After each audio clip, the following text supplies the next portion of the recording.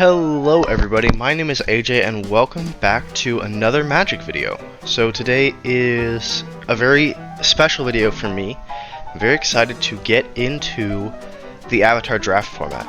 Now I have seen unironically close to nothing on this. I mean, the most that I have seen is I listened to a podcast episode a few months ago on the spoilers for Earthbending and what that mechanic entailed, and I saw a thumbnail for a YouTube video saying that the format is pretty good. So I'm pretty excited to give it a shot, experience it for the first time with y'all, and we will get right into a draft and just see how it goes.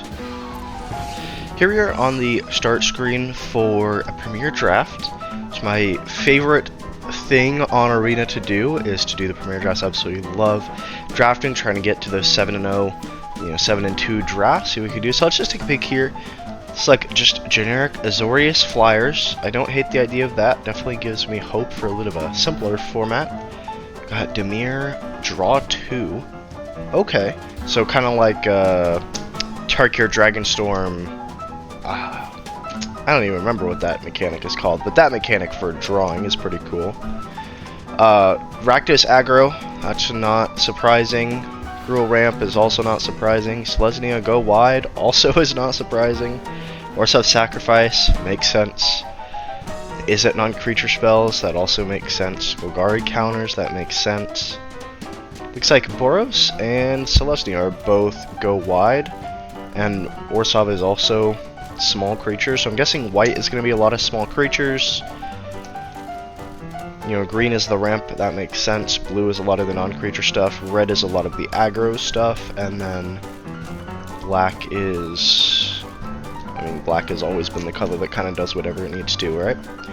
Then Simic is ramp and card draw. So this seems to fit the two-color philosophies pretty well. So we'll hop right into a draft and see what some of these cards look like. Get my first look at the Avatar set, the Avatar cards. Got ATH ready. I don't recognize any of these names, but... So our rare is a 5-color card, which is not amazing, but... 1-drop 0/2 gets ++0 for each color among allies you control. So potentially 1-drop 5/2, but realistically is... Oh no, it's a 1/2 because it gets a +1 for itself. And you pay 7 to Earthbend 5. Target land becomes 0/0, put 5+1 counters. When it dies, there's an exile return to the battlefield tapped. Okay, that's not awful. And it does look like you can put those counters, I believe, on another land. So definitely a very cool rare, but don't know if I'll go with a 5-color here. Harlock deck's pretty cool.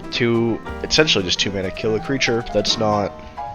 This might be the first pick just because removal is always really nice to have. We'll skim through this. Ally Steal Damage is kind of expensive. Kind of a... Boros Finisher. Just generic common card stuff. Actually, I have the... Oh, I think that's because I have my default basic land to set to that. So Heartless Act is pretty cool. We do have dual lands, which is nice. Can we get a little... Is it dual land? See, white, destroy target cracking, sure. Airbend. To airbend a card, you exile it. If a card is exiled this way, but you cast by exile, paying 2 rather than paying its mana cost. Okay, so kind of a good bounce. Ability when you can draw a card, then discard a card. When this cast, I'll go through more lessons. Okay, so this is a draw and lesson kind of thing. I feel like Heartless Act seems really good. I'm definitely willing to just pick up that. Love to have removal in limited. I think it's more often than not just the most important thing to have. Deadly Precision is pretty cool. Let's see. Bring each other player's untap step. I don't mind of any color. That's not awful. Still a 3 mana, 1 mana rock, but that keywords on that green. I think just taking the removal is pretty safe, but we'll see. 1-drop Flying Vigilance. When it leaves the battlefield, your food token, counter, or scry 2. Okay, interesting. 5 mana blue sorcery. Let's see, creature token must copy Okay. Interesting. Okay. Alright, for copy, this is Boros Go Wide, it looks like. Then 3, yeah, that makes sense. Or creature land. Battlefield, target creature control. Okay, interesting. Orion is okay mana fixing, I suppose. I mean, it's not great, but let's see. This is any good, just cheap creatures. Destroys artifacts and enchantments. I'll pick up the white, don't know if we're going to play it. We got Jeskai. Legendary. See, Menace, Prowess, other allies you control have Menace and Prowess. And you cast a non-creature spell. And white ally. Okay. Looks like a little bit of Go Wide mixed with the Prowess. That's pretty cool, actually. I actually don't dislike this card at all. I think this is a really cool. I mean, it's not too late to pivot at all, but I definitely like the idea of, like, you know, go wide Boros and then be able to just slap Prowess and all. It's a really nice finisher effect. Watermending Scroll is actually pretty cool. You know, you get late game and you just tap draw a card every turn. Let's see. I don't hate that. We'll see if there's any good rate. X is the number of creatures. So, I mean, every attack is an Earthbend at least. I mean, that's something. It's a little behind rate, but that's okay. ETB Earthbend 2, so 3 mana for a 2/2 and a 2/3, which is definitely something I'm okay with. Celestin, okay. Colorless Instant's pretty cool. Obviously, one types. I mean, it's okay, but yeah, the lessons I imagine are probably just going to be a little bit expensive. I like Toph. I think this is a really good card. I think 3 mana for a 2/3 plus a 2/2. Obviously, we want to get some more earthbending triggers in, but I definitely don't hate the idea of that. Let's see. It's kind of tough to read through everything and have my thoughts on it as well. Lots of lands in this pack. Cast Lesnar Shrine. Okay. Deals your hand, you choose an online permanent, discard it, or Earthbend 2. I don't hate that. It's good for our plan. Probably should be taking the creature. 3 mana for a 3/2. Yeah, but I mean, it's like, all it does is give one creature with a counter menace. That feels not amazing. Badgermole, I think, is a much nicer finisher. I don't hate this because it's better interaction.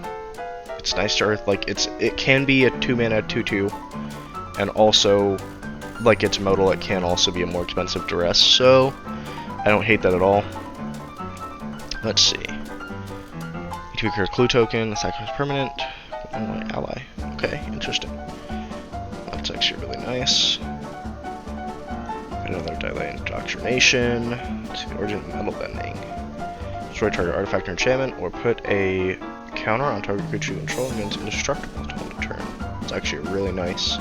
Again, it's a little more expensive for the modality, which makes sense. So imagine... Oh, that's just the lesson icon. I think I like the origin of metal bending a little bit more. It gives us artifact enchantment interaction, which we don't have any of right now. Do look here. Can't be locked for creature spells or less. A +1/+1. Oh, you can tap to pay for waterbend. Okay, yeah, I forgot about that. It could be decent, but so, it's 5 mana for 5/4. Draw a card, put a +1/+1. I don't necessarily despise the idea of that. This is also not amazing. I mean, none of these cards are that great, so it's at least on colors. Earth and Ally wheels, that makes sense. It's not the most amazing thing in the world. I mean, maybe once in a million years I'd pick it up just for the, I could pick it up just for being a 1 mana 1/2. I mean, if nothing else, it's a vanilla 1 mana 1/2. Pillar Launch is not a bad combat trick either. So I'll take the creature, I'll take the rare creature, save me a wild card if I ever build a deck around it. It's just a 3 mana 2/3 Death Touch. I mean, the life is not super important. I don't hate Azul Always Lies. 5 mana for a 2/2, really. Nobles have lesson. Oh, and lesson spells, so you control lifelink. Interesting to have a spell with lifelink, but I suppose it makes sense. Let's see. Yeah, I mean, it's a 2 mana 2/2, right? It's on rate, potentially has value late game. I don't hate that. It's a nice 2-drop for curve. I think actually I like the Reach Death Touch better than the Hog Monkey. Take the red card. Take the red card. Actually, don't know what these do. Firebending 2 as long as a lesson in graveyard. Okay, Firebending when it attacks that 2 for the combat. That makes sense. Good markers. Okay. Interesting. Our rare for this pack is a beautiful looking serpent. I've actually never seen Avatar. It's a show that I've wanted to watch for a while. Whenever an opponent draws their second card each turn, you draw 2 cards. Okay, interesting. And a nice piece of interaction there. Let's see, we always have we have the Azula, we have the original metal bending. We may not grab a second origin. That's maybe a little bit much for that.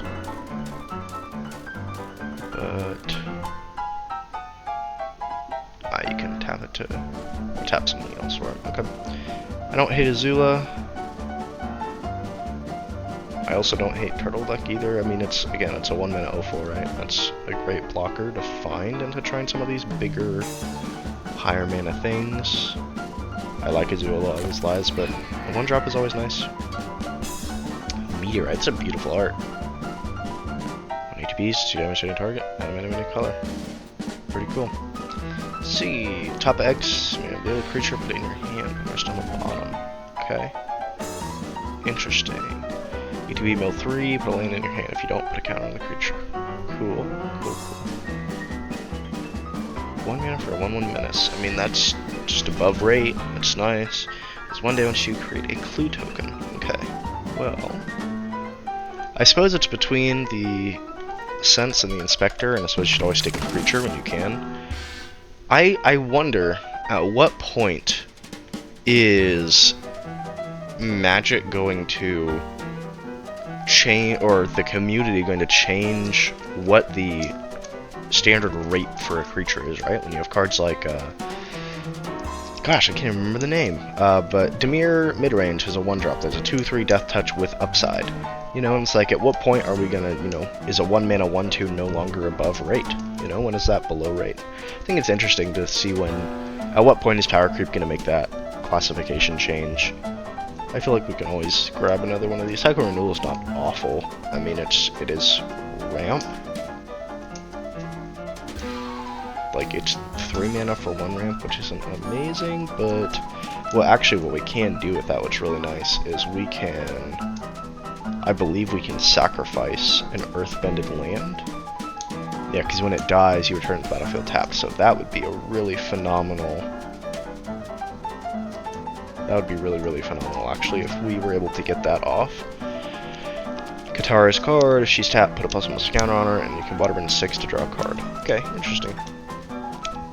Simic land. See, it's resolved for basic land card as well as kick and a shrine card. Reveal and put it in your hand and shuffle. Oh, I'm not paying 2 to get a land to the hand. Heck no. No, thank you. Yeah, we'll go Deadly Precision. I think more interaction is never a bad thing. I'll move these to the sideboard. I mean, we're not. I will never claim to be the greatest drafter in the world, but I think we're pretty far set. I mean, pack 2, pick 5. I think we're pretty far set into Golgari.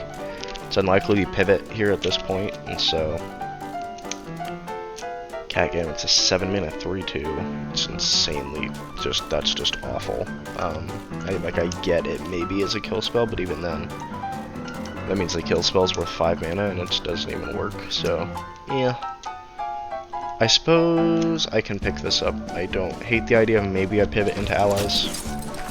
Just because I do have the Earthen Ally, I have Toph, I mean I have some kind of a Selesnya base for it. We have a Hog Monkey again. I like it's indestructible, okay. That type of effect again, I don't know what it's called. I'm not as experienced in the Magic realm as I would love to be.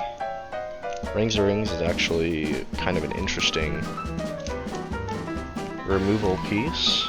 Sacred Strength, so it's due until the turn can be blocked.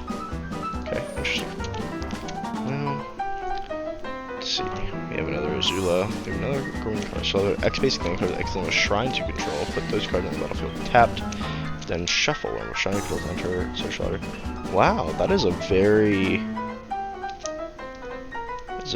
interesting card. I don't actually have a. I haven't seen any other shrines. So, I mean, it's cool to pick up. It's probably not making the final cut, but very, very cool card. 3 mana, 3/1, but when it dies, it earthbends 2, so it's kind of 3 mana for 3/1 and a 2/2, which I'm okay with. Makes the deck pretty resilient to removal, which I really like. I think removal is the best type of card in Limited, and so I think having protection against that is great. I think Azula is probably just going to be 2 mana for a counter a lot. I mean, I haven't seen a lot of 1 toughness creatures, to be completely honest. I mean, outside of the tokens. But I don't know how much I would play a second Origin of Metal Bending. So I'll pick up Azula because she might make the cut for running 2 of them. Seismic Sense Wield, which is interesting. Suppose we can pick up that Seismic Sense then. It's not amazing, but it's something to do with excess mana, which hopefully we will have. Grab the black card. I mean, we'll grab. Yeah, I mean, we'll grab the land, but we're probably not using it. And we'll grab the red card again. I mean, it does seem like red is completely wildly open, and so it's a little upsetting we didn't take a peek on that. It's been a little while since I've done a draft, but definitely could have been good to get into red. But let's see what we've got. It's got rare, 2 rare pack, 4 land cards with different names that are revealed, and put 2 of those cards to the chosen in your graveyard, and the rest on the battlefield tapped. And shuffle. Oh, so it's 5 mana. But I guess it is 2 lands in the graveyard, 2 lands on the battlefield, and it's just 2 lands. That definitely seems like a really good card, just not for Limited. Ty Lee is pretty cool. Let's see, ETB, sacrifice on creatures, do draw a card. Let's creatures. I think I'll just take the Rebellious Captive again. Take the cheap on-rate creatures. Curve is looking pretty nice, maybe a couple more 3 and 4 drops, but definitely looking like a nice. I mean, the deck is a little cheap for how early it is, I should say, honestly. Rocket Lancer's interesting. Can obviously take a Rebellious Captives again. I mean, we've got 12 creatures, so we can definitely up that creature count. But I mean, this is, again, it's kind of making a creature. But 3 mana. In theory, that's at least Earthbending 2, maybe is Earthbending more, can flashback it. I kind of like Rockalaunch, honestly, and hope that Rebellious Captives wheels. I think there's merit to saying that. I actually really like this card a lot. I mean, like, worst case, right, it's gonna be Earthbend 1, but realistically, I think it's gonna be Earthbend 2 or 3 a lot. And then, again, like, obviously flashback her later in the game for really big. Okay, that's actually a really cool card. Let's see what else we got. Let's see, its additional cost would have been X. Exile X from creatures. Should token this copy of it. Okay, so nice little end of the game finisher. ETB Earthbend 2, and we put 1 more counters to regain that much life. Okay, so it is a 4 mana for 2 2/2s, which is okay. Let's see, I kind of like the Walls of Bossing Say. I feel like. I mean, the flyers are going to be kind of tough, but like every other archetype, I think, just loses to that. And having, 8 mana for win the game, I'm okay with. I haven't seen anything from any other colors, and I'm like, yeah, this just wipes. I mean, there's a couple of exile effects in black. Bounce effects, I guess, airbending, but again, is like, you're going to airbend up the walls, I'll just play next turn. Creature from graveyard to your hand, put on the battlefield tapped. I mean, that's actually pretty cool. I think I might just take the land. But the boulder is interesting. Grab another one. Actually have a decent amount. I mean, it's an every turn thing. I think the land is never a bad thing to take. There's a lot of good cards in that pack. Up to 2 target creatures you control. Each shall damage equal the power to target creature an opponent controls. So that's all actually pretty nice. Potentially a 1-mana green kill spell, probably is a 3-mana, sometimes 2. We actually have a lot of allies in here though, so I actually really like the allies at last. Again, I think there's just more interaction, which is always great. We definitely need to up our creature count. So each non-human creature gets ++1 for each of its creature types to a maximum of 10. I mean, I'm really only running creatures, to be completely honest, but I don't think I have a single not creature. Non-human creature. I mean, I guess it's a land, but like I don't really know if that counts. But we know none of these are amazing. I guess it was a mana dork I haven't seen before. 2 mana 2/2 is at least fine. Makes a food. Sack food, search for basically and put on the battlefield if you do that. I mean, that's okay, right? Riker Rebuke is allies at last, but marginally worse, I think. I guess we should have picked up that Swamp Snare Trap, probably. Deal 1 damage to critical token when this dies, Earthbend 2. Now just pick up the Ruffian again. Be better. We probably trim down on that 3-drop section of the deck, so having more depth there is fine. B-Sec, I mean, I guess it's nice, but the counters. This is maybe makes it. It's a flyer. Helps with that Azorius archetype. Potentially is okay. We got the Captus to wheel. That's perfect. But this synergize really well with the Earthbending. You know, when we're sacrificing lands to kill a land, it just keeps refreshing this Berserk boss. But I don't think we have any need to play the 6-mana Reacher. I mean, it's okay just for forest cycling, right? I mean, it's a nice way to find, similar way to find a green. So it may not make the final cut, but it's okay. And Low and Lee Wheel, we could actually get a playable card last pick of the draft, but I don't know how good it is. Alright, well, we've got 10 cards to cut. Actually made our way up to 20 creatures, pretty good. Can cut those down a little bit. Can trim down this curve a touch, I think. A little bit on these 2-drop non-creatures. Obviously, the Earthbending counts as creatures, so we'll trim up this deck and go from there. So I think first things first, right? We need to cut this. That's a silly thing. There's not really much need to play these 2 huge creatures. I mean, the wall.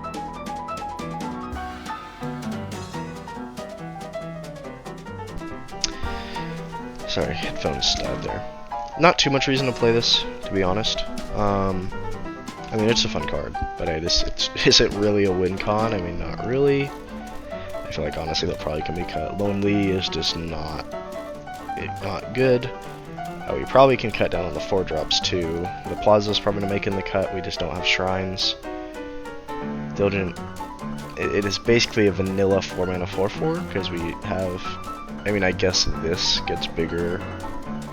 That gets bigger, but I mean it's barely anything in the deck. I guess Turtle Duck gets bigger. I wonder, does that work with the lands, right?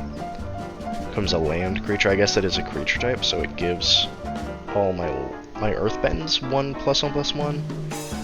So I mean, it maybe makes the cut, but I think I like it more than the Vinebender probably, and I think 3/4 drops is an okay amount to have. Yeah, I'm okay with that. I think I'm okay with the top end of the deck now. Maybe we cut Beetleheads, we'll see. We got our 17 lands, which is nice. Let's see, so we've got 16 creatures. We're probably not cutting creatures. Zula Always Lies maybe can go, probably not at 2. I do love Heartless Act. Also Spectre, I mean, they're just, they're 1-drop creatures, right? There's something to do to play early. Helps us get through those aggro matchups, helps us be more aggro. Cheaper creatures we can play, the better. Perhaps Seismic Sense is not worth it. I mean, we already have a lot of 1-drops. It's like, oh, you know, we find a, like, you know, you search the top whatever turn it is because we don't have a lot of ramp. You like creature or land and put it into your hand. I feel like that's not amazing for us. I mean, they keep Deadly Precision around. You know, we can always sacrifice a land and it costs basically nothing. Worst case, it's just kind of an expensive kill spell. Later game. Let's see. Earth and Ally I think is fine. I mean, it's just a 1 mana 1/2. I mean, it's just a good rate. Maybe we cut the Seismic Sense. Gonna go from there. I think Origin, I think one of in the deck is fine. I think having Artifact and Enchantment Rule is fine. I don't know what amazing bomb Artifact and enchantments are, but having them are great. So you love the Rebellious Captives, love the removal. Rocky Rebuke is also nice. I mean, I really don't think I'm gonna take out much removal. I mean, we've got 1, 2, 3, 4, 5 pieces of removal. I mean, honestly, probably could use more. The Wallop Sentries maybe can go, but yeah, I mean, I'd love to cut like, yeah, I mean, I'd love to cut 1 or 2 non-creatures from the 2-drop, and maybe the Wallop Sentries we do have a 3 could cut a 3-drop here. I like Allies at Last. Cycle of Renewal is nice only because of the Earthbending, I think. Otherwise, it might be a little bit below what we want. Earthbend, I think Rocket Lynch is great. I think that might be a really underrated card. I don't know what people are valuing this at, but Toph is great. I feel like I like the Village Ruffians as well, so maybe the Wallop Sentries can go. We do technically, it's not like we don't have any way to deal with flyers. Obviously, moving that to being a 4-drop that we can get to that is, it's a little bit rough, but it's not the end of the world. Indoctrination is okay, it's basically a creature, right? We have the Rebellious Captives, which is nice. So I think Azula Always Lies probably goes. I mean, there's just not a lot of 1 toughness creatures. And then maybe we're cutting the Turtle Duck. I mean, can't really attack. Like, it's an amazing blocker for whatever aggro decks, which is probably one of the things that does bonus pretty early when we're trying to build up to our Earthbending payoffs. So I suppose we can keep Turtle Duck in for now. I don't think there's a world where we go to 16 lands ever, and maybe we do just cut. And maybe we do just cut the Beetlehead Merchant. Run this. I like this curve. I like a lot of the cards we're playing. I feel pretty happy about this. Might as well get into the games. Alright, starting game 1, we are on the draw. Really not a lot to do, unfortunately.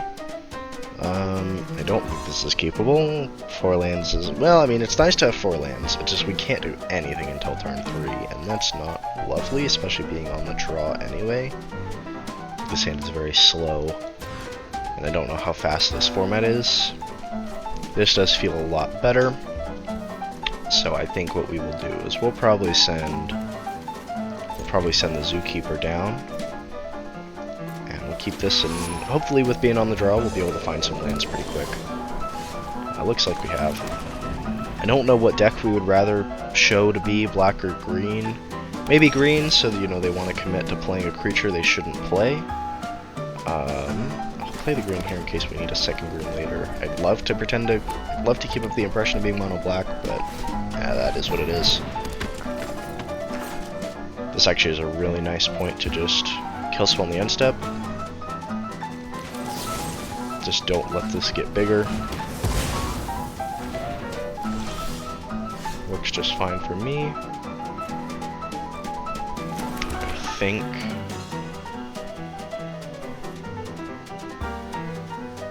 I mean, I think I'm happy to just slap Toph in here. I mean, she's not gonna get any harder to kill. She might get bigger. You know, we slap in another creature. Always Aurelius Captive. Eh, we need another green, but we could Allies at Last, and Aurelius Captives could be nice.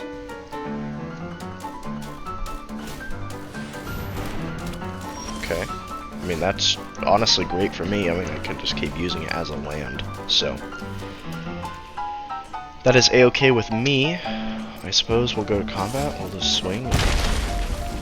In phase 2, we'll slap down a Ruffians, and hopefully just hit our land drop sometime soon. Got Allies at Last for a little bit of interaction. which is great because we're very far behind on mana. I mean, again, I'm kind of just okay with that. Because this would be my... Oh, this is not an ally. Okay, well... Then I suppose I'm going to just... And I'll swing the Toph again and see what they're going to do. Yeah, we have options here. Maybe the Captives is better. So we can have allies at last and ruffians next turn. Makes sense to me. See if they were going to pay to exile the swamp, which would be silly. I mean, we just get our land back. Yep. Flooded versus drought, huh? Well, I suppose we could always slap down the boulder, but I do like the idea of getting in the ruffians first, so we'll go ahead, we'll swing, and damage. You know, we'll land drop, swing, and do all our stuff in main phase 2, and I think we will do the ruffians. Give us the most amount of interaction. We can hold up an instant speed, at the metal bending the allies at last, and hopefully next turn we'll have a decent way to go.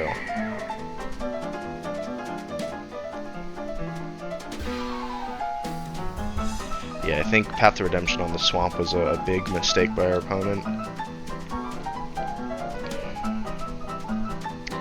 I mean, had they done it on Toph, I don't know how much better things would be. I mean, they at least could exile Toph now. I mean, they have something to do. And I think now, honestly, I'm at a point where I kind of, like, I don't want anything in the game to change that significantly, and so I might honestly just swing and just hold up metal bending, and, like, I always want to have metal bending up, because the only way I really lose is if they have some way to interact or do whatever, like that. Well, I suppose allies at last is maybe a better way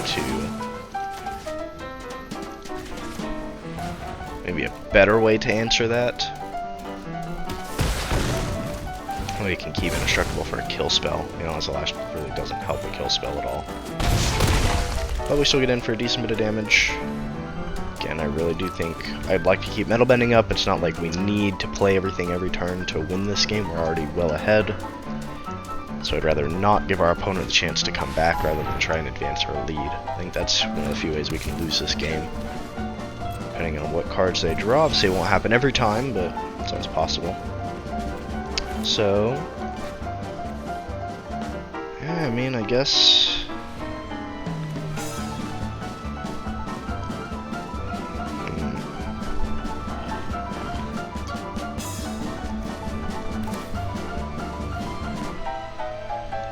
I probably should slap on the boulder. I mean, that's... Yeah, I suppose it's going to be one of the few ways I can start generating value. Obviously, if they board wipe now while I don't have metal bending, that really sucks. Now we sacrifice any, so... Toph and... realize Captives, I suppose. And I get 2 of those back, so... that's actually really nice. Yeah, we'll make a forest. That actually works out pretty well for me, I think.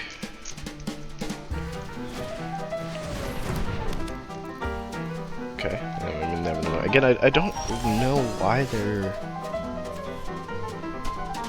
doing that.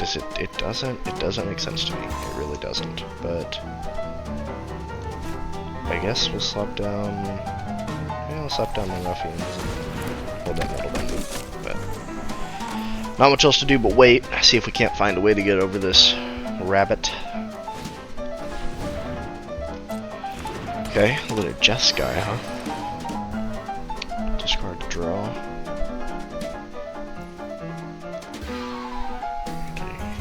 Okay.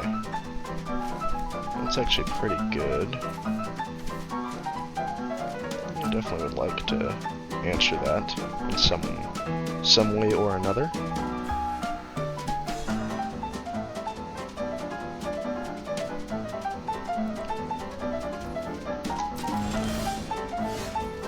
Okay, land is great.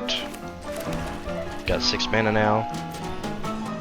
I think what we do is just pass, and we can Rebellious Captives end step, or we can Origin a Metal Bending if we need to. We have no problem if they pick up that board wipe again.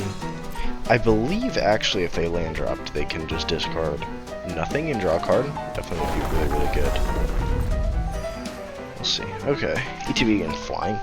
I mean, it's the vanilla creature, right? But we will. I mean, I think we'll just make another Earthbended land. That makes more sense to me than having a bigger attacking or blocking card. Toph actually with Origin of Metal Bending can do some stuff now, so I guess we should have attacked first, but that's what it is. See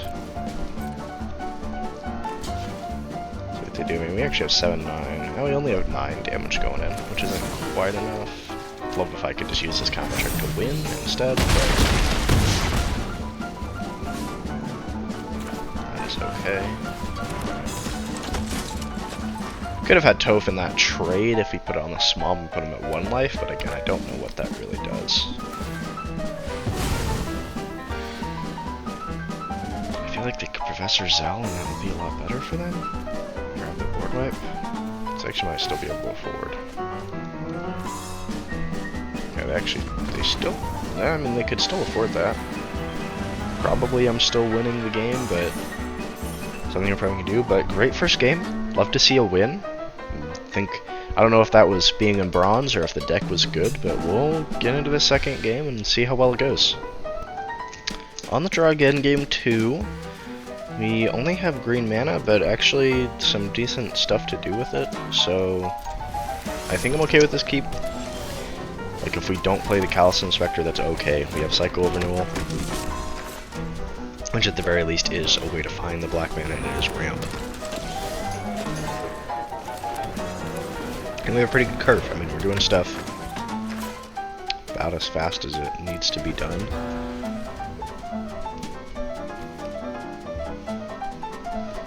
Dialite would be really nice to have, honestly, but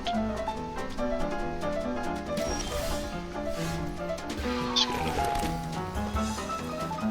drop out. That's an instant speed too, so I guess we will just sit and wait. Misses a land drop, which is great. Technically puts us ahead in mana, which is really nice. 2 mana for a 2/3, that's not bad.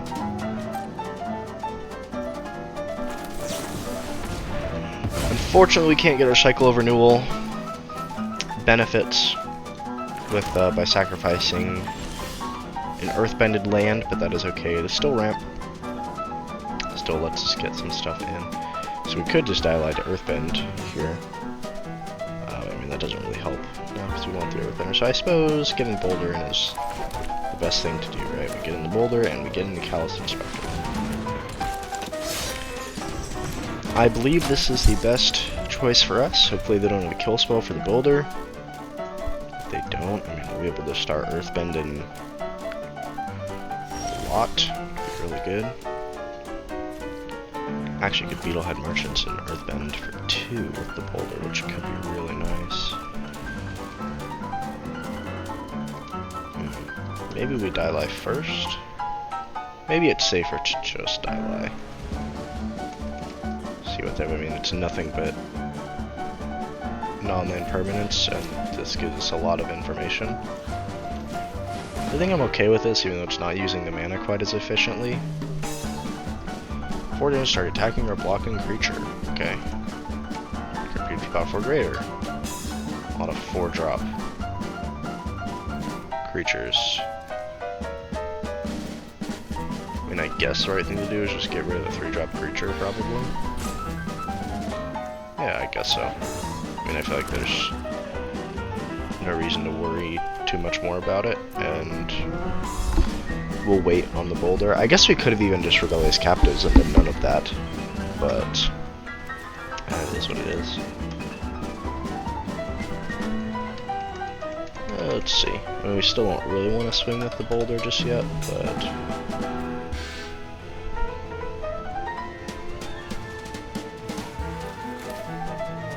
I mean, we'll stop doing the beautiful merchants, and then when we can swing with 3/4 power creatures, I feel pretty good about that then.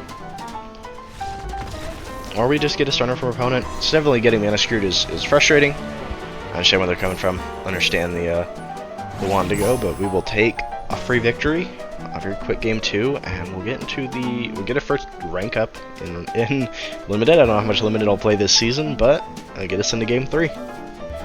Finally on the play. A little bit slow, but I think still good. Yeah, we're not doing anything till turn 3, but I think it's different in the sense of once we hit turn 3, we're hitting the ground running. We get actually really good use of our tap land.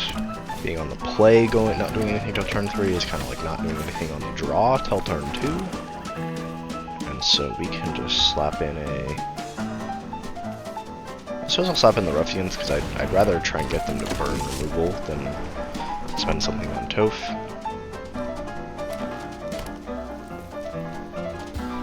I suppose actually though it would have been really nice to try and play Toph into the Buzzard Wasp, and I'll probably do that anyway. Like, that is probably still the play. Maybe I'll play in Scared of Removal.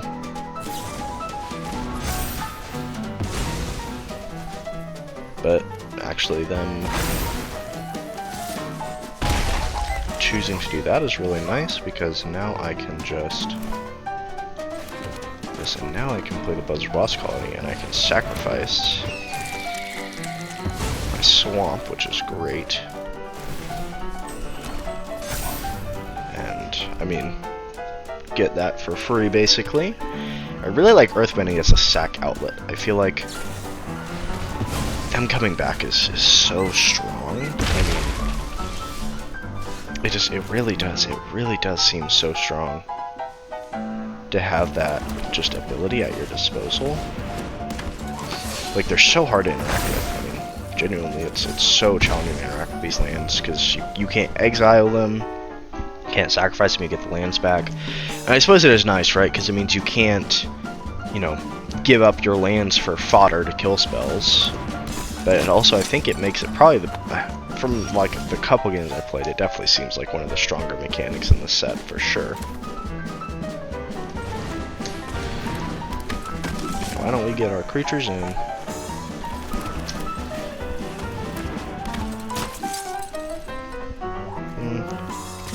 Doing the swamp, I'm okay to trade the swamp for the Ruffians, because Toph can trade with that somewhat reasonably. Online creature control dies rather than X or X creature power. That's actually pretty good too. I think, yeah, I do think now is a decent opportunity to... Oh, but I just do not have a 4-power creature, unfortunately. So, I guess we'll sack the lane to draw. And this is a lot nicer. Actually, really, really lucky top deck. And just to be completely straight up. Yeah, it still gives them a 4/4, but it's a much nicer way of doing it. I think I'm happy to trade either of these for either of those. The Ruffians, of course, I'm happy to get 2 of. We'll spread the love amongst our colors. I don't know how much it really matters, but get our lands in. Get Toph to be a little bigger. Toph can kill something now. So let's see, I don't love where we're at in the game. Definitely down on cards. They definitely have the potential to be more explosive. I don't want to bend more. But, I mean, we can just Raku Rebuke and then swing in for a lot. But I honestly really don't love... Yeah, I really don't love how strong their board is getting. Just to be quite frank. Yeah, keep their life total high, that makes sense. So I suppose... Yeah, I mean, it's kind of just a luck game from here is... Can I draw the cards to help us? Do they have the cards? I mean, the more 4/4s that don't do anything, ETB is good for me, I think. Can just kill this again. Yeah, but then we can't really get anything else in. I mean, it's just better to keep this up as interaction, and unfortunately, we sit around and wait. We've got some big finishers. We've got lots of kill spells too, so there's definitely pieces in the deck that can help us. Have to see if we find them. We're somewhat healthy. Healthy-ish. Healthy enough. And the last actually still can't quite kill that moose lion, unfortunately. Lands are not what we want to see at all.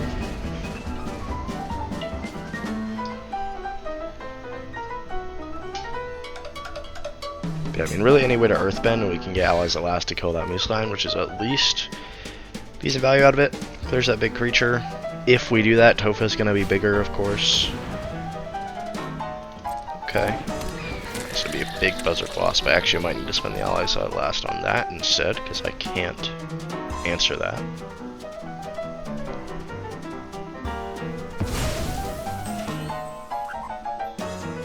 But that works out okay for me. That kind of ends up being better for me because then I don't have to spend a resource killing that forest because they've done it for me.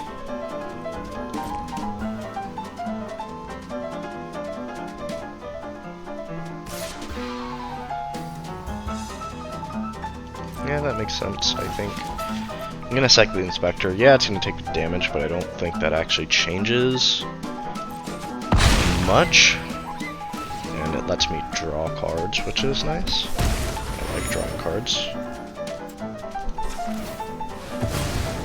Sacral, I mean, they're definitely holding up some kind of interaction. And I do worry that if I try to allies at last, they're just gonna kill spell whatever I target with it, and then the buzzard wasp gets to go free, which sucks.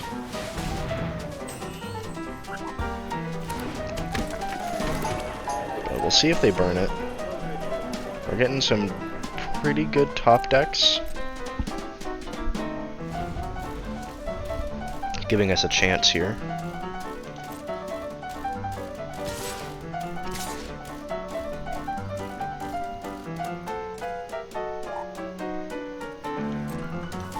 Clear the blocker first, and then we'll allies at last. This, and I suppose I would rather they kill Toph than the beetle-headed merchants. Although I'm probably not swinging with this. It doesn't really do anything. Well, I guess I could. Yeah, I mean, it still only trades 1 for 1. Like, it would suck if they... Like, I know they're gonna kill the Toph here, which sucks, but I think I'd rather they kill Toph than the merchants at this point of the game.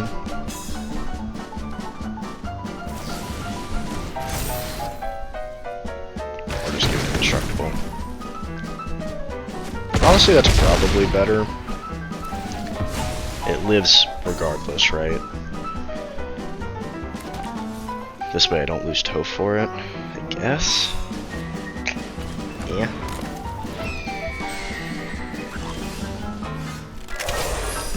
It's not exactly what we want to see. I think we have to swing with the merchants. See if we can draw into something huge if we do not. Unfortunately. Yeah, I'm pretty sure that, unfortunately, that's going to be the game. I don't see a way... Yeah, I mean, I think we just... We just quite literally don't have the blockers here, and that's okay. But we'll pass it back. I really don't know Ooh, user kill spell's bad. I mean, I think they just got a lot of value out of those, out of that earthbending. I think they just earthbended better. I mean, to be quite frank, I think they did. It really is unfortunate. But, you know, that's how the cards come sometimes. Not out of it yet. Still got 2 more losses before we're done, so we'll get right into game 4. Here we're on the play again, this time with better stuff to do early, I would say. Get our Inspector in theory, this is guaranteed 1 damage, because well, I don't want to say that. I'm sure there's 1-drops that make 2 bodies. And of course kill spells, that too. But I mean, I'm happy to trade life. I'll slap in a turtle duck. We're either trading life or trading the Callous Inspector, and I'm attacking first, so in theory I win the race.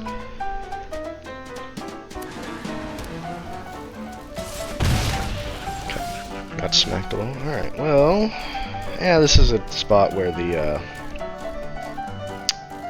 other piece would have been good, but yeah, we could. There's really not much need to earthbend. I don't hate the indoctrination just to find whatever they have and smack it, but honestly, I might just make the turtle duck big and swing.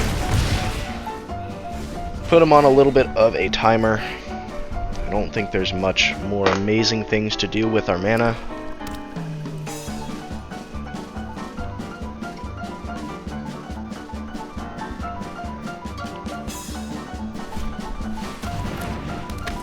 Okay. I mean, I'm okay to try and wipe you out.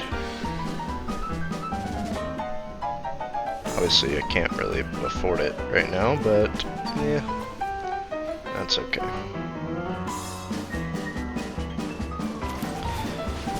Much better thing to do with our 3 mana, and then maybe next turn we can do something a little bit more productive. As our last can kill the Foggy Swamp. That's something.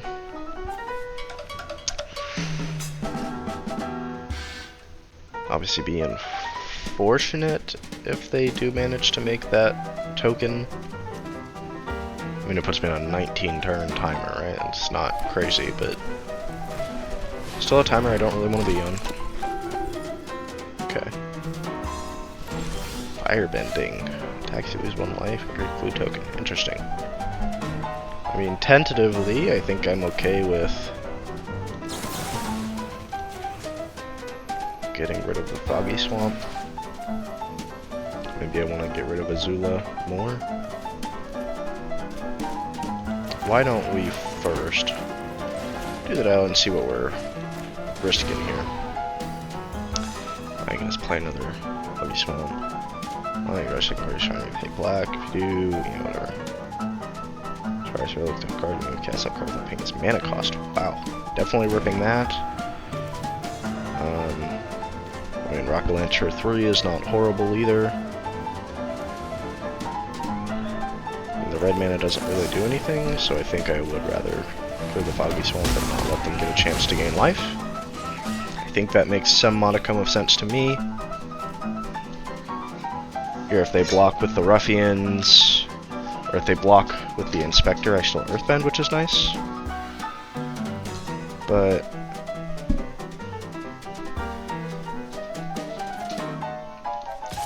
guess we could swing in this way. I don't know how much I love it though. Let's see. I say I'm curious what they decide to block, how they decide to block. I think tentatively I'm okay with that. Like, I don't really love it, but it is. It gets, I mean, it gives them the clue token, which is not great, because now they can Foggy Swamp land drop clue. So I guess that was actually really a bad choice. Yeah, that was kind of silly on my part, but it is what it is. Oh, they can even use Azula to clue for free, so that is a less than ideal decision on my part. Oh, I guess they could have done that anyway with Azula, so it didn't really matter. Never mind. I am not making the smartest calculations here today. Let's see. Hey, we'll make a big swamp.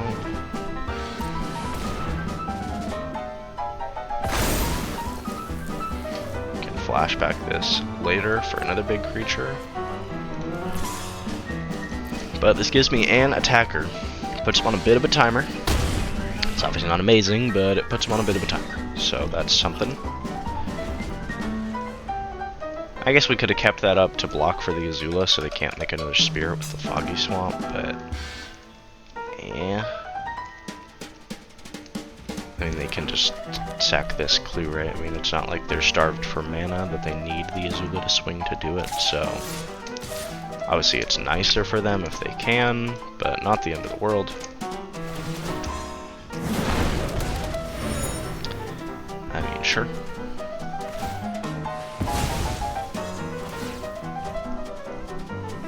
I guess Azula's just for the second draw turn. That makes sense. And I think we'll double block here. I'm actually really okay with this set of blocking. Taking damage from the Foggy Swamp. Trade the Azula for, I mean, basically nothing. And we actually get a blue token, which is nice. Now, you know what we should have done? We should have tapped that for mana.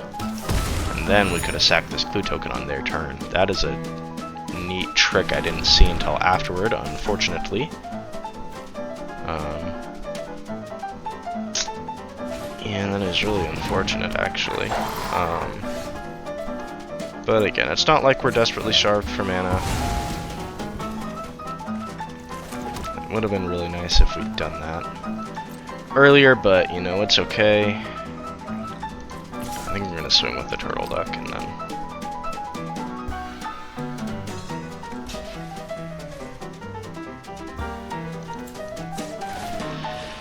yeah, I mean, it's unfortunate, but I think we want to put them on that timer as fast as we can. Like all others too. I mean, we'll make a 6/6 haster next turn. But we're getting lower on life than I'd like to be. We're gonna go down to 7 at least, right? Is that worth it? Probably not, right? Those counters are still worth something. Probably better to block a bigger creature later on. First guess. That is unfortunate. Oh, wait, no, I think we just win the game. Yeah, I think that is a victory for us. Love Earthbending. Haste is insane too. I do think this might be the best mechanic in the game. Absolutely phenomenal way to steal that win. I definitely made some misplays there. I mean, I'm not thinking as cognitively as I would like to be for playing a draft, but definitely not bad. Actually, really happy with how that turned out. Really, I mean, just awesome way to pull out of that there. So we'll get into the next game. We're on the draw. Again, we have a really nice... we have good stuff to do. Would love to get this Ruffians in if they kill it, and then we can cycle a renewal for just ramp. I mean, it really doesn't matter, because then what else are we doing? But still would be nice.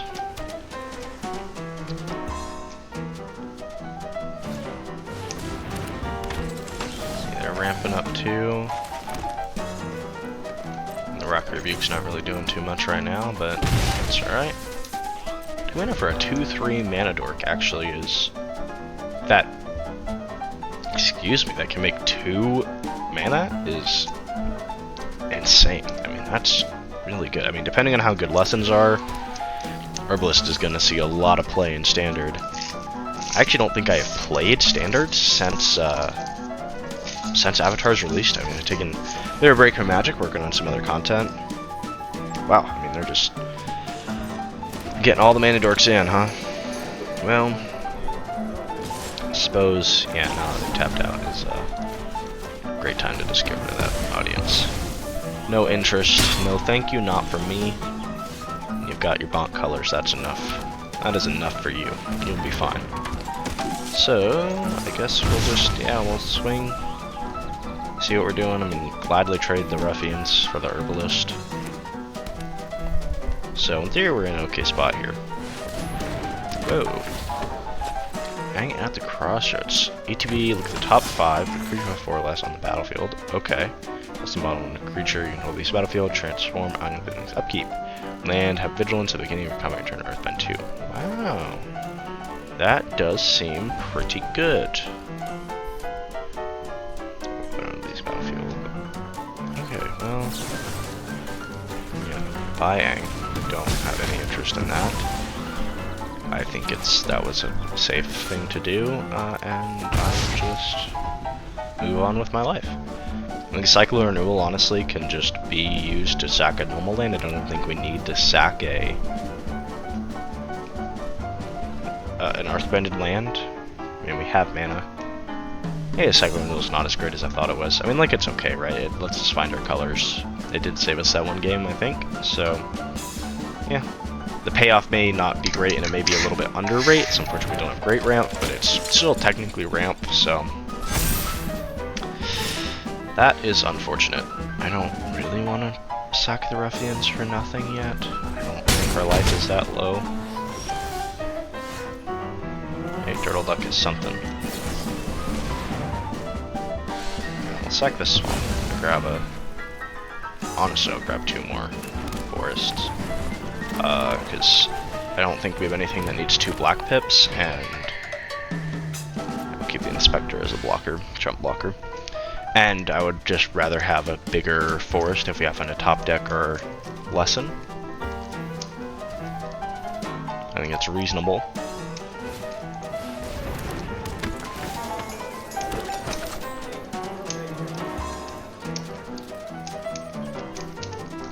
Cowdron, we saw that. Pretty good card, I think. They still got 4 mana up. See what they do with it. Yeah, that makes sense.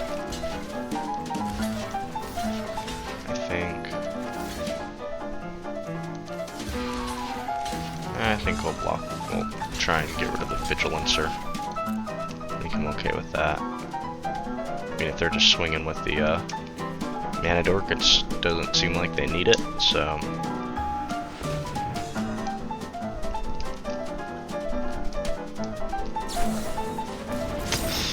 Unfortunate. Unfortunate. Not the end of the world, but yeah, not amazing either. I won't get one of the forests, I suppose.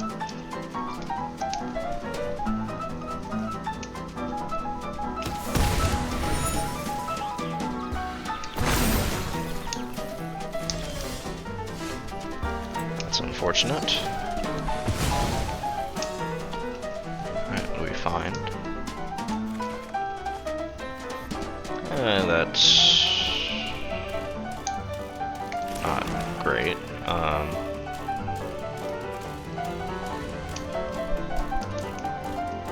mean, I guess maybe we can live another turn with it, because we can, like, block Deadly Precision, tap the forest to kill something.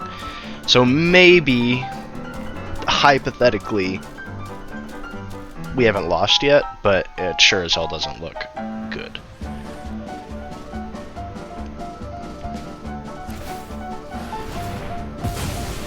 That makes sense, thin out the deck a little bit.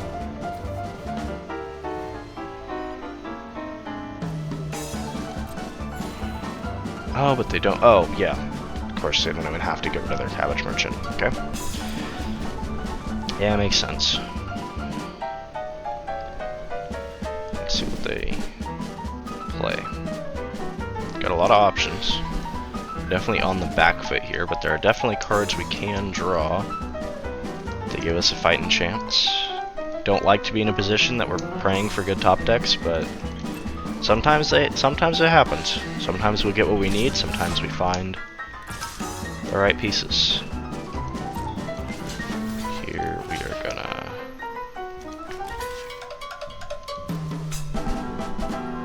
That's a sorcery? Wow. That's actually really frustrating. I just can't. I can't read my cards. Yeah, that's upsetting. Well, it's okay. We have a lot less cards that do anything remotely productive now, but I mean, we'll see. Yeah, I mean, I think their board is just too wide. Yeah, I mean, this is... Yeah. Unfortunate game, for sure. I mean, we'll say that. But that's okay. Sometimes that's how the cookie crumbles. Here we are on the draw. Again, a nice curve. Yeah, we don't quite have the black, but I think in theory we should find it. I think we got like a 75% chance of finding it by turn 3 on the draw. Something like that.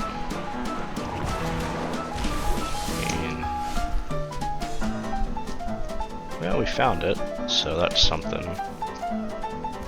And I guess it gives us something better than pay 2 mana for the Earth Ally again. Doing the Dialay. I suppose might as well do this as early as we can. Worst Thoughtseize. Wow, this is a big mythic card. I mean, artifact or land. Oh, put in more lands. Fire many X, where X is our creatures you control. And then we'll get rid of you.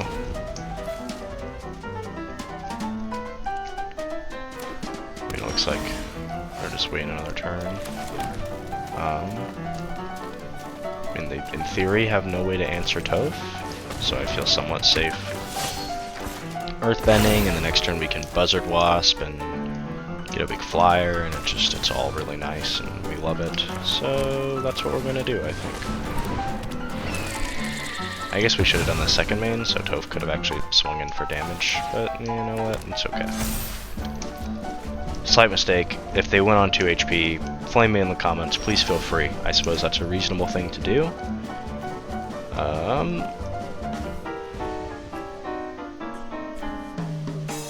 That's unfortunate we have to pay so much for that.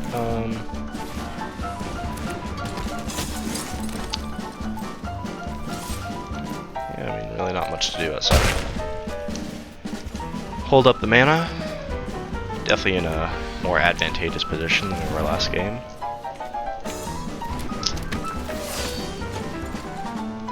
Sure, I mean, next step we can just allies at last, and then they're probably pretty upset. Oh, they didn't have red. I was like, that makes so much more sense as to why they weren't casting it. It's just a silly, just honestly silly mistake on my part.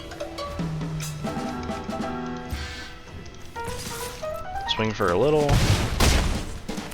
get some creatures in. I guess I would like to hold Origin of Metalbending for, again, some kind of board wipe that I'm unaware of.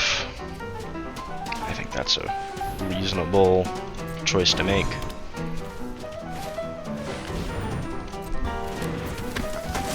Any color. Oh, okay. I can pay 5 and sack it to do something.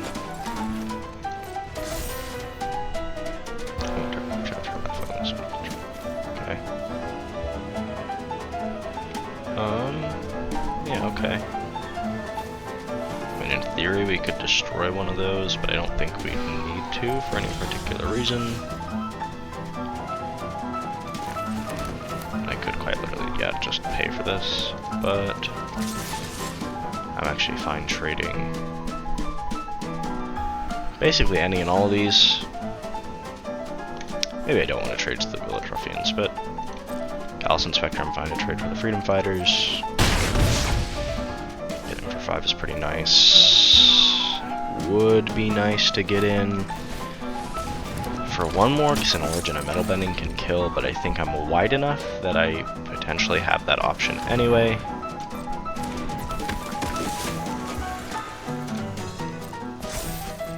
I mean, they'll make a pretty wide board here, because now we can have that Treetop Freedom Fighters coming again, they'll have another. So 5 blockers would be pretty good for him.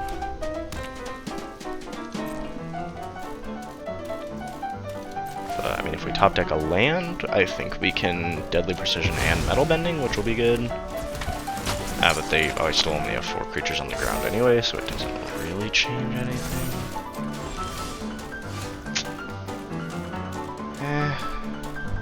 Guess let's just swing. They have to block everything, so yeah, makes sense.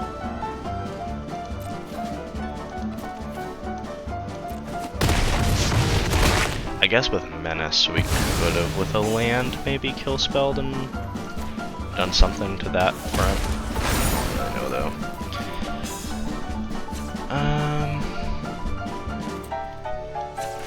I'll go ahead and roll, I guess. Got them all bending up. Yeah, I mean, we just hold up metal bending. If they can't kill the Buzzard Waft colony, we're in a bad spot. They can't pay for this, right? Yeah. So if they have another kill spell, it's great. If not, it is just a victory for us. That is a great win. Love to see ourselves be a little bit of the aggressor more than sitting on the back foot, you know, trying to top deck good cards. So really nice win. Gets us a 4-3 record, or 4-2 record so far. See if we can get those last 3 wins. Okay, here we are on the play again. Again, no black. But again, I mean, it's like 60% of the time we should get our black mana more often than we're not getting it. By turn 3, we have a curve. Technically don't need Heartless Act in 100% of the game, so well, I'd love to find black mana. It's not the end of the world if we don't either.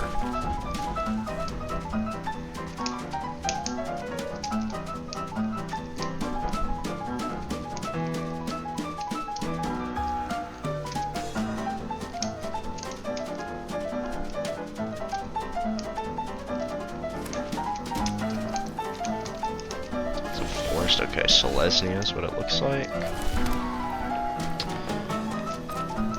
And they definitely have got interaction, so we'll try and get in for some damage with the Turtle Duck, but if they kill spell us here, it's a little unfortunate.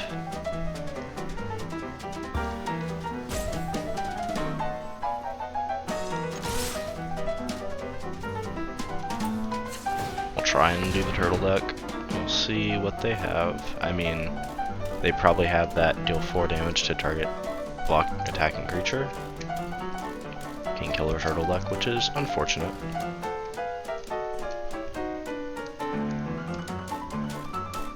But again, we're just kind of waiting to see what they have.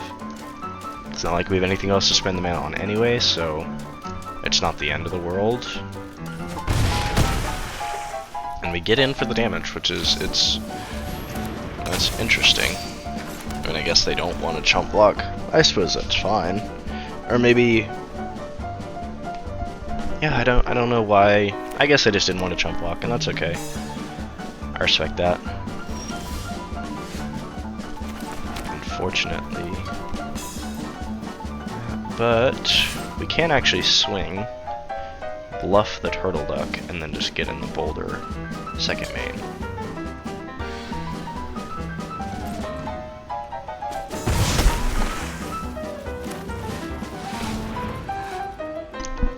I like the Boulder.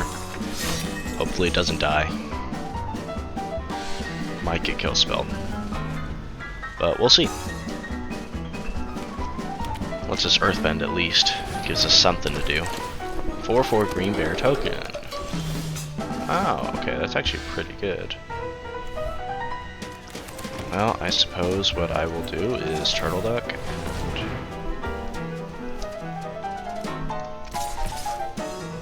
Yeah, I mean, we'll swing here, right? If we trade the bear for the Boulder, that's not amazing.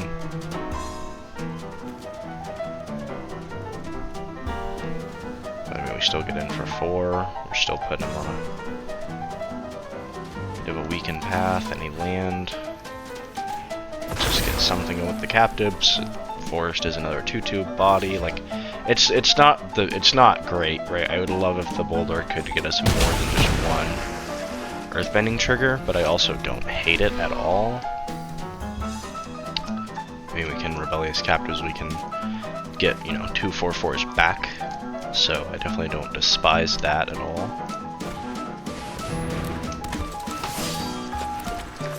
And they're going very wide.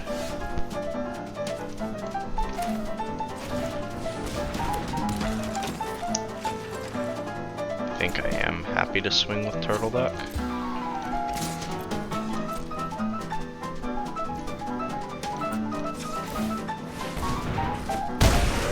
Again, just get some very, very low.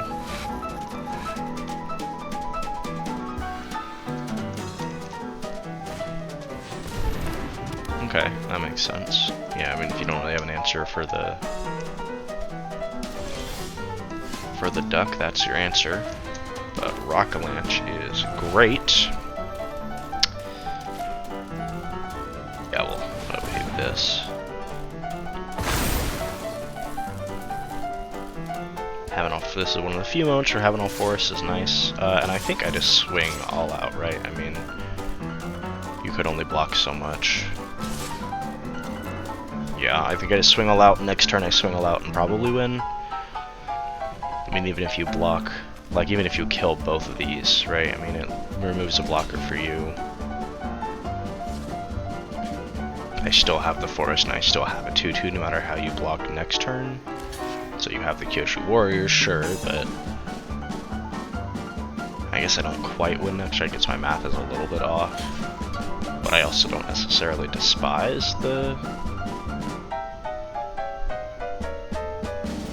swing.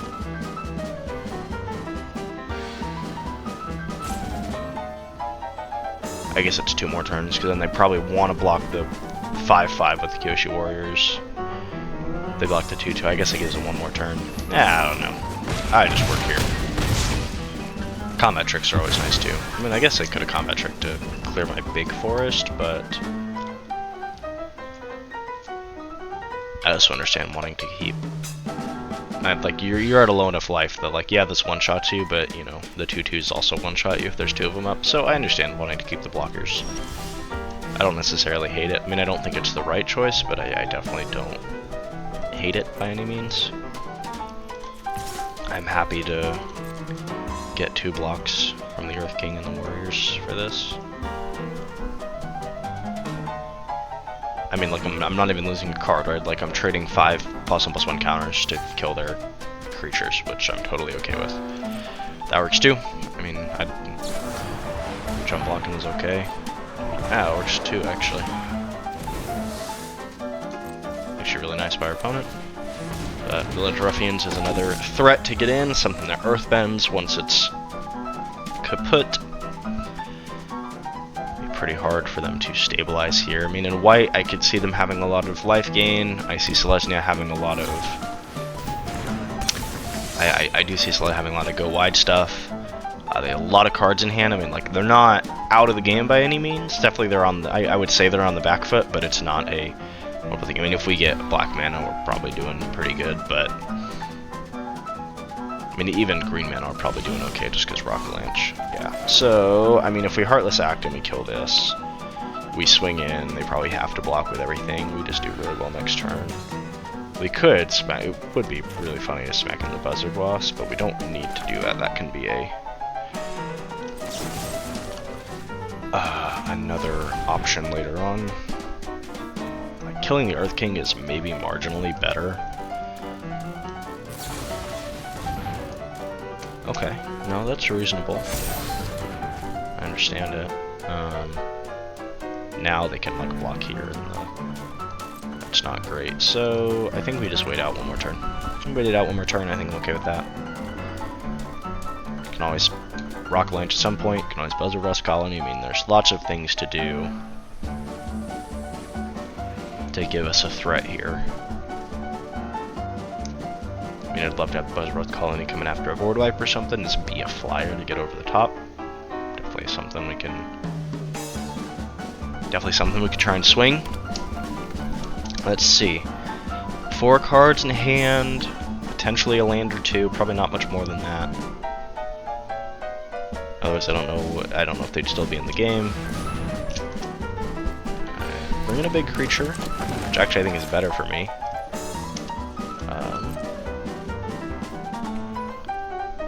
So, let's see what we top deck. That's another forest. It's okay with me. I guess I can Deadly Precision by sacking the turtle duck, because it's kind of useless.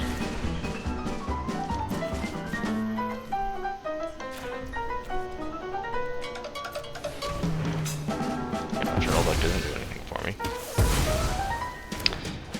Then we can also Rebellious Captives. So we're going to go ahead and swing, see what they do, depending on how they block. Maybe I can psych them out with the Rebellious Captives trigger that they're not thinking of.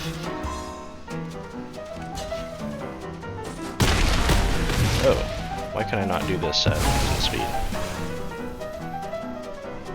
That's interesting. I don't know if I'm reading the card wrong. I mean... Oh, because I swung with the land. Duh, that's so basic and stupid. I mean, that was a very silly mistake. I mean, I don't know what we're doing here, really, but it is what it is. X or exit on the lesson cards in your... oh, you can choose all three. I don't know if you can choose the same more than once. Probably not. But big creature, medium creature, and scry 3. It's actually a really good comeback for our opponent, I think. That maybe was a big mistake that turn. I mean, we gave up a lot there. We gave up the captives and the ruffians. Yeah, we got the forest, but yeah. So I think probably the right thing to do is pray that they don't have a kill spell, and bring in the Buzzard Wasp on this big forest. I mean, I think that's the only real option that we have here, is try and live and pray. If they have the kill spell, sucks, we lose. If they don't, great, we win. Yeah, tentatively. I mean, they could always have a Reacher, but let's see. In Selesnya, I think it might be tough for them to have a kill spell for Buzzard Wasp. I mean, maybe they have another, like, can't attack or block effect, and they could use that to pay the 5 to exile it, potentially. I could see something like that. I could see O-ring type effects. I don't know what's printed. I don't know what's in this set to know what we're scared of, what we're worried about, but better chances than in black, I think. At least that can be said for sure. But we'll see. That is unfortunate, very much. And we can still rock a lance and put it back in, but we're gonna be low on life.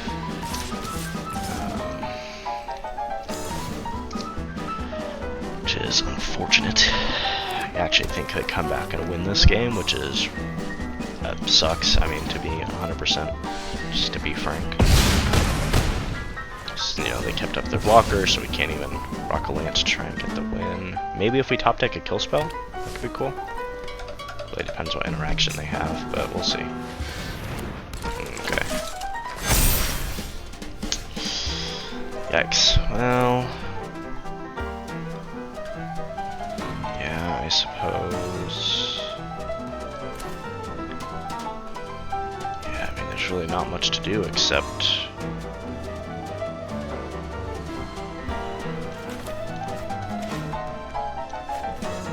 I guess the cheapest thing to do would be to do this, and then Buzzard Wasp and sack it, and maybe draw into something useful.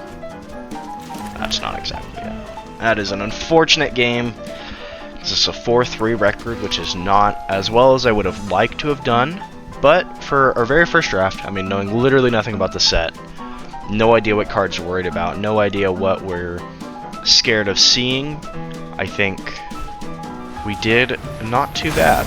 Definitely made some misplays, definitely some things that I think I know could have been a little bit better. That's okay. But always things to work on. Magic's one of those games that you can always improve. You can never be too good at Magic. Part of why I love it so much. So while an unfortunate end, I think we had a good time drafting, good time playing some games, and definitely learned a lot about the game. So with that, see you guys in the next video.